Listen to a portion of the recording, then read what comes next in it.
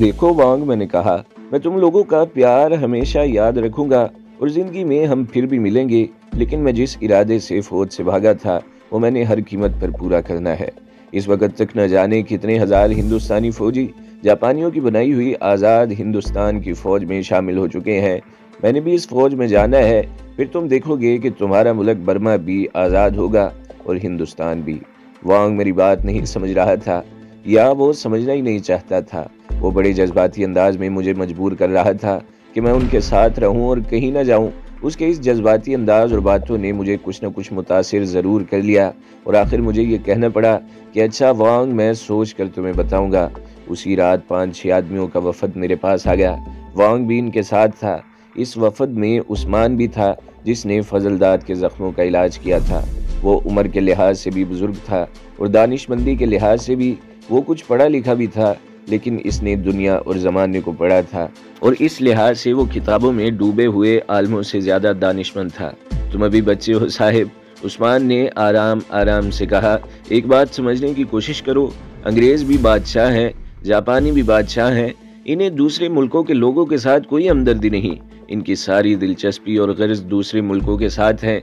जापानियों ने आज तक अपना जितना जानी नुकसान करवाया है और जितने हवाई जहाज तबाह करवाए हैं और जितने समुद्री जहाज अंग्रेज़ों के हाथों डुबोए हैं, वो इसलिए नहीं कि वो हिंदुस्तान को आज़ाद कराने के लिए आए हैं, बल्कि वो बर्मा और हिंदुस्तान अंग्रेज़ों से छीन कर इस पर बादशाही कायम करेंगे।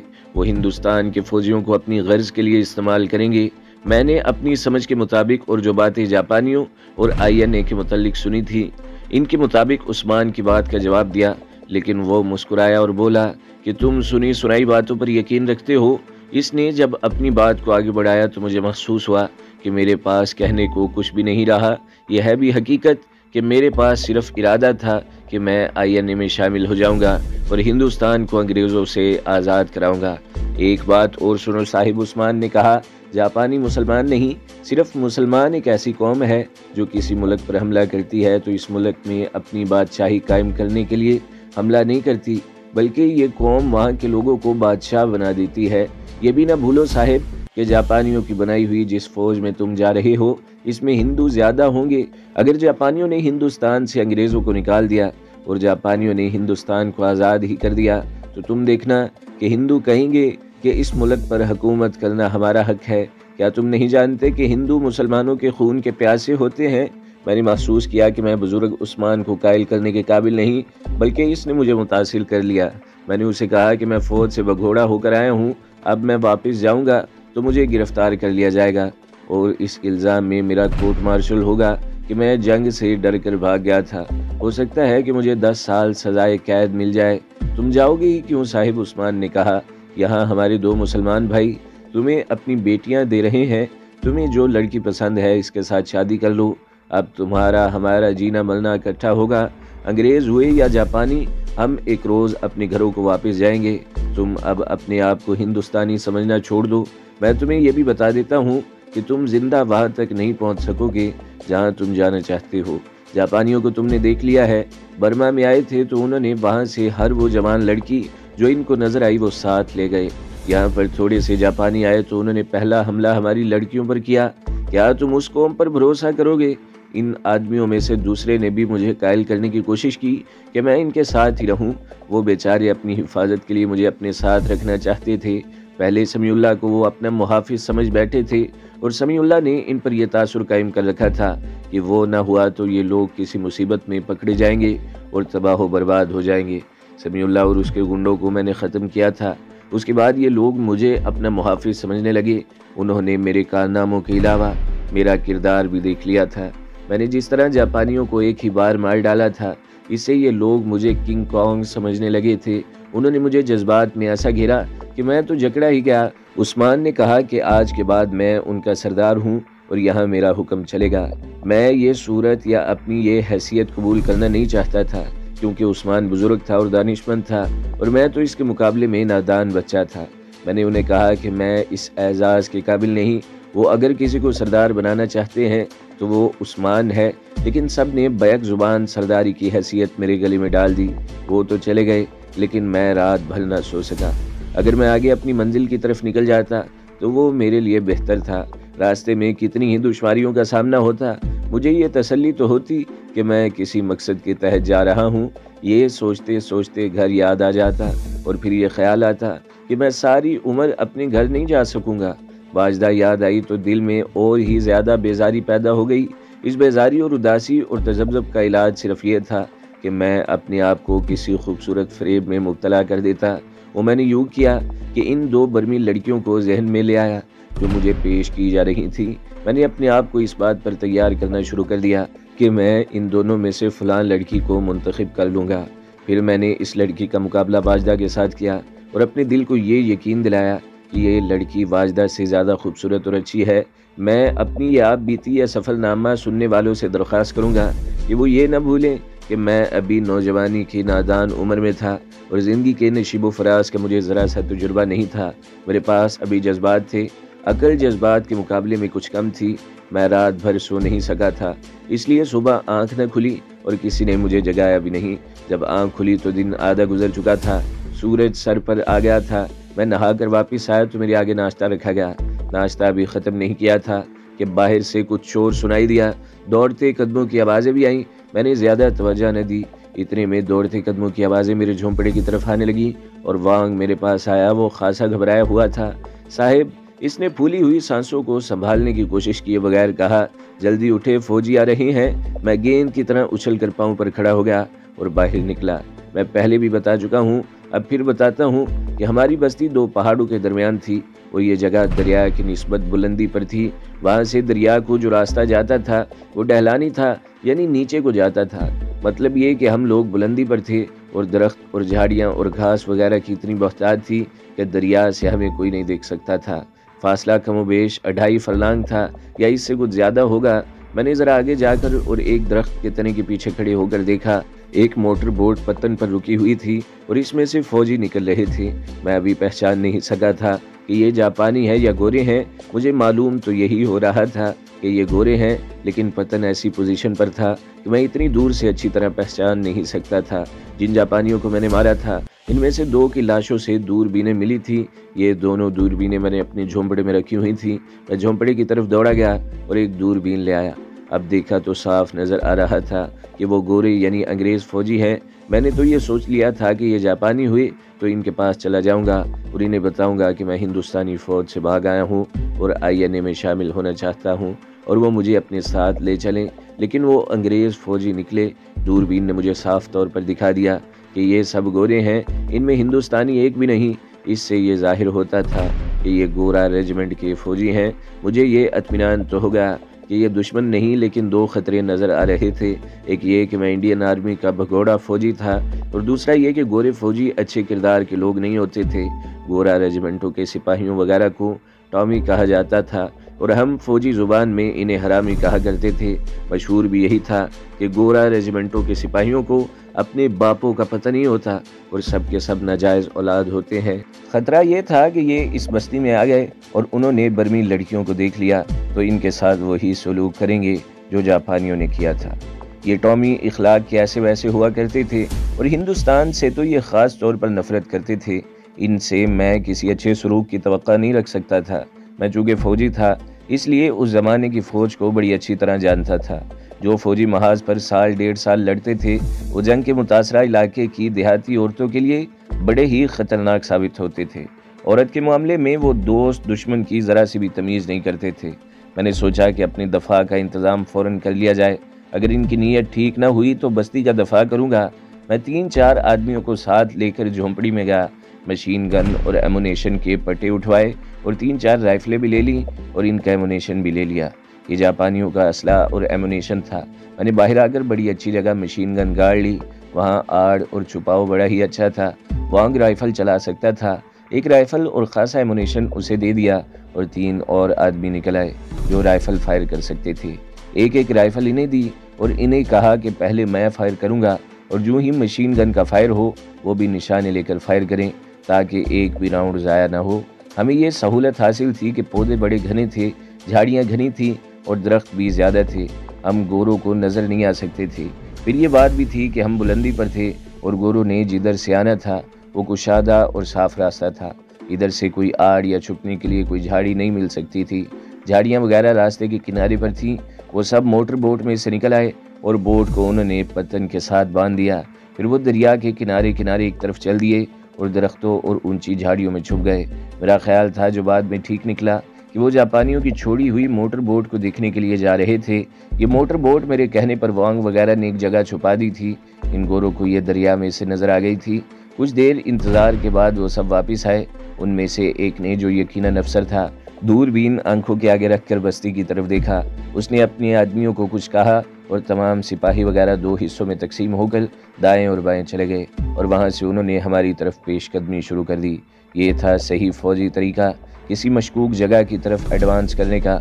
हुक्म देने वाला अफसर और एक आदमी, जो बाद में पता चला कि सार्जेंट थे, ऊपर आने वाले रास्ते से हटकर किनारे किनारे चल पड़े। वो बहुत ही मोहतात होकर आगे बढ़ रहे थे।